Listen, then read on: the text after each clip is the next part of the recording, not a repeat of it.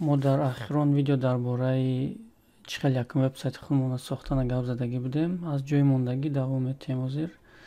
Дар ин видео бошад мо дар бораи метатег гап мезанам. Метатег як чизи муҳим аст дар вебсайт, ҳам барои SEO, Search Engine Optimization мегӯянд.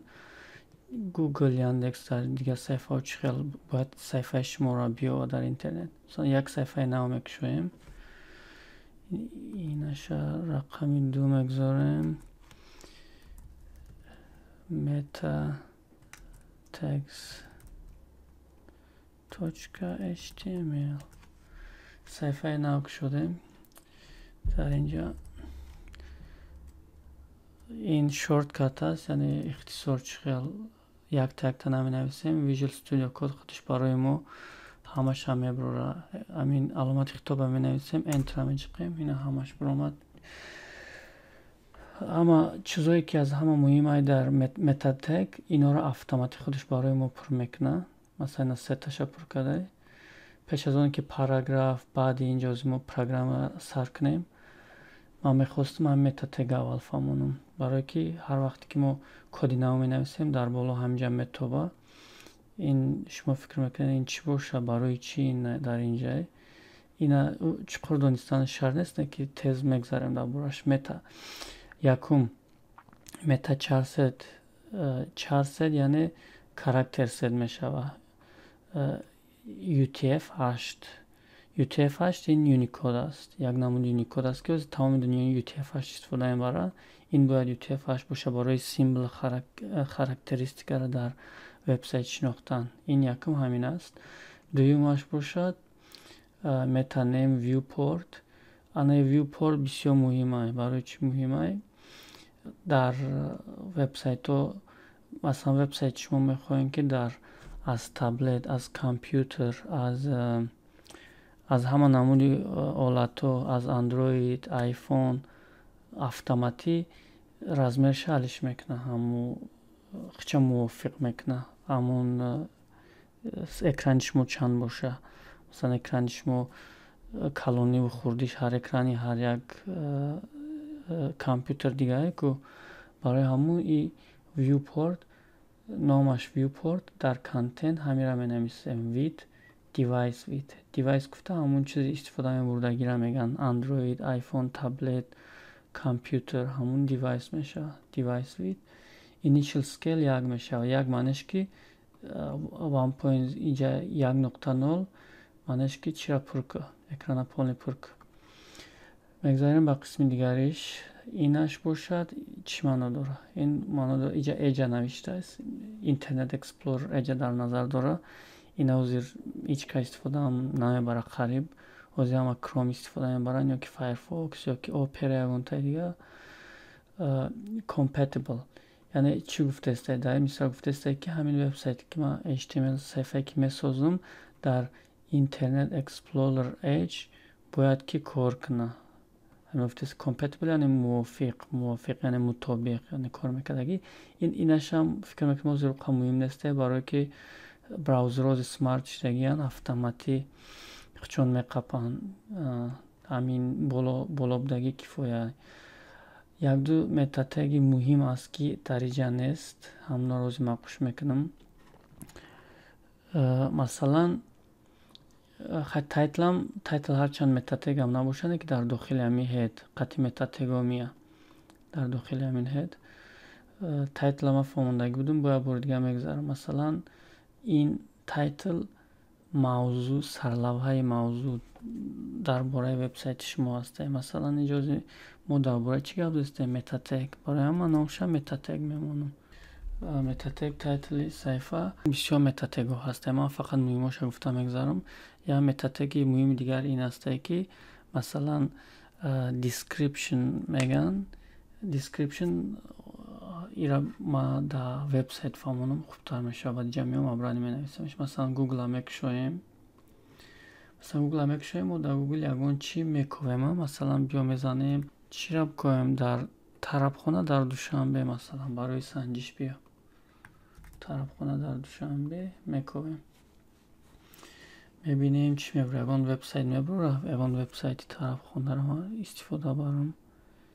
Не иҷа нестай Озодӣ ньюс не хабара. Биё Яндексам мекавем. Тарабхона дар Душанбе. Масалан якум баромад. Чойхонаи Самарқанд. Анами чойхонаи Самарқанде ки дар боло мебинен, ҳамин чизе ки мо дар тайтл менависем, анамиҷа менависем, ҳанами амуҷа нишон метиҳад. Масалан амҷада чойхонаи Самарқанд. Масалан ҳамин нависондагии мо бадиҷада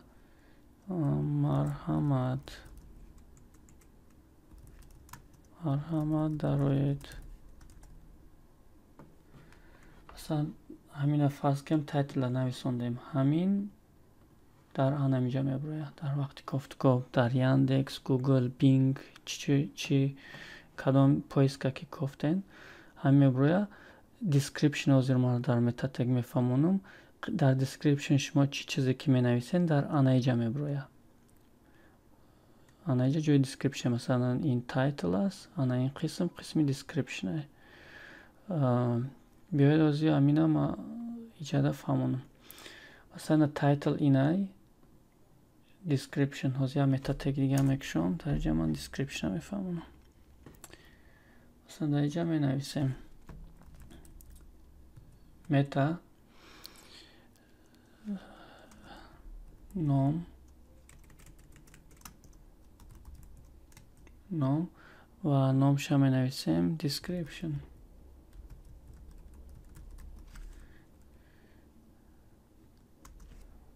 Content ва дар контент боша анамиҷа дар бораи амун вебсайт мо менависем. Вебсайт мо дар бораи чизе ки боша. Масалан менависем ки беҳтарин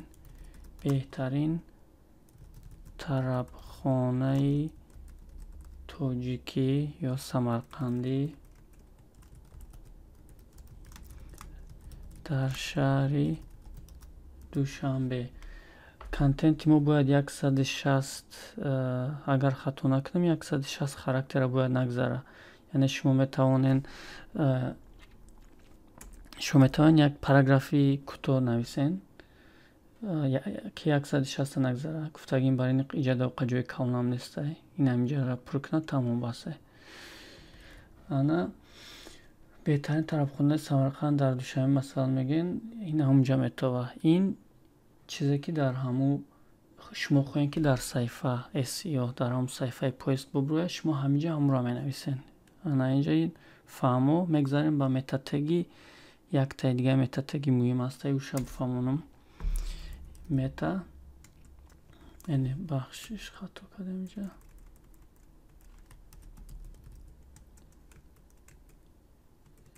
ҳичба нашид. Ҳама метатегаам маҳкам накардам барои ҳамин. Ира маҳкам кардан дар короқи. Ана баъд метаи нав менависем. Ана дар ин мета номаш ана ин name ҳам вақт name менависем, чунки name чие номи метаро бояд муайян кунем чие. Иш барои SEO гарани муҳимаст. SEO чие? Search Engine Optimization меган ки яъне сайфаи шуморо, веб-сайфаи шуморо интернет ба осонӣ биёва. Барои ҳамин ин метатег барои ҳамун муҳимай. Номаш keywords ном дорад. Ва дар контент, дар қисми контент ана мо масалан одамо дар Google, дар Яндекс чӣ калимаҳоро бизананд ки вебсайти моро биёванд, анамуро дар ҳанамиҷа мо менависем. Масалан вебсайт дар бораи чие? Фарз кунем шумо вебсайт сохтастен дар бораи тарабхона. Масалан иҷа менависен тарабхона Самарқандӣ ки бо синоним Бухоро тоҷикӣ ёки миллӣ ки хӯрокҳои миллӣ. анамихел ба ҳамин монанд тегҳо менависем.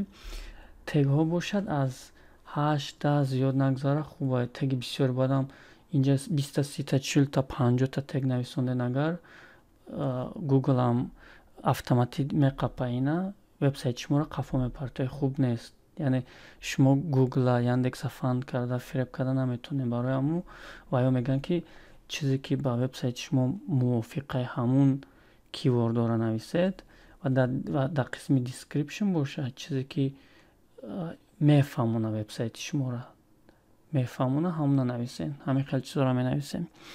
Ва як чиз дига ахирон, як метатаги дига аста, шояд ки баъзеҳо ҳастанд ки намехоҳанд ки Google ё ки Яндекс вебсайти вайро кофту коп куна ё ки дар якум саҳифа бирора. Намехоҳем ки вебсайти шуморо ҳар вақте ки мо вебсайт месозем, ин Google, Яндекс, Bing ин дигарро автоматӣ ҳар рӯз коршон ҳаминае, рафта индекс мекунанд вебсайти шуморо, ки вақти одамо кофту коп кардан дар интернет дар ҳамун саҳифа нишон метиҳад. Деки шумо метавонед инора бигӯед, ки не, вебсайти маро накӯ, ман намехоҳам. Анаеро чӣ хел мекунем? ҳозир намефаҳмонам. Масалан мета номаш robots. Масалан ҳамун роботҳоан, Google роботҳоро равон мекунад. Робот гуфтам программое ки сохтагиан хурд мераванд ҳар як вебсайтам мекованд. Чӣ мақола навиштен дар якум саҳифа мебарад. Robots ном дора ин ва content. Дар content ана менависем ки бо ҳама ба ҳарфҳои калон no index чӣ маъно дора? Шумо автоматӣ Google ё ки Яндекса дигарро гуфтестен ки ҳамин вебсайти мара индекс накун, яъне кофтукоп накун, ман намехоҳам дар якум саҳифа, дуюм саҳифа бош. Бо инаира метавонем қӯш кунем. No follow чӣ маъно дора? No follow маънош ки маро follow накун, яъне аз қафои ман наша. ин калимаи follow англиси ҳамин no follow. Тамом. Ин буд мухтасар дар бораи метатегҳо. Ин дуташ дар бораи ино SEO да бисёр муҳим ҳастанд. Ино SEO касоне ки маркетинг, IT, компютер хондастанд медонанд SEO чие ва ҳар як программист бояд ки камбеш бояд дар бораи SEO бидона. Яъне ин аст дар бораи метатегҳо. Фикр мекунам дар ин видео ҳамин басай. Дар видеои дигар бо давом метиҳем.